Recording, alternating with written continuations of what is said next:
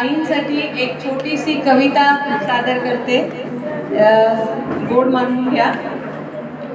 एक आनंदी आई आम्ही पण बघितली, एक आनंदी आई आम्ही पण बघितली, जिला तिच्या पोरांची माया कधीच नाही भेटली। आई म्हणून हाक सोडा, मायेची नजर पण मिळाली नाही। कधीतरी प्रेमाच्या स्पर्शापासून लांब पळणारी स्वमग्न फुलं पाहून वाटते की काय करावे, काहीच कळत नाही। स्वतःमध्ये रमणाऱ्या आपल्या बाळाला घेऊन आई त्याच्या हक्कासाठी सर्वांशी भांडते।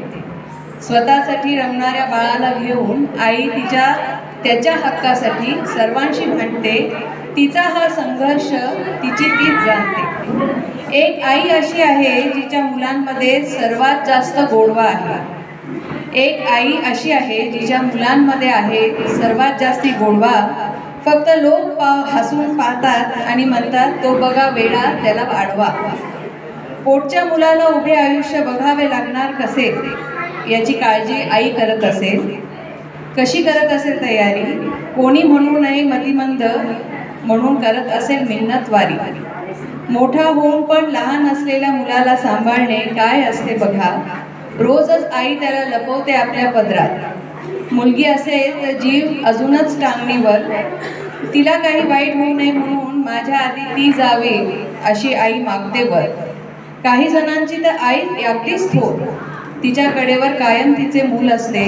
चालता येत नाही म्हणून लोक तुच्छतेने म्हणतात पांगळा, रोज कान व डोळे बंद करून ही माऊली मुलाला सांभाळते बघा ना।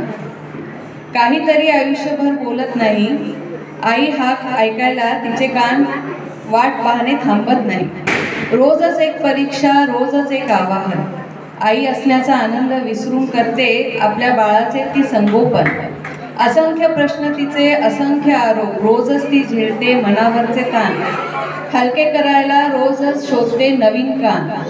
कोणीतरी आपल्या मुलावर प्रेम करेल, त्याला स्वीकारेल ही वेडी आशा। देवाने बघा ना कशी दिली आहे मातृत्वाची परीक्षा। धन्यवाद।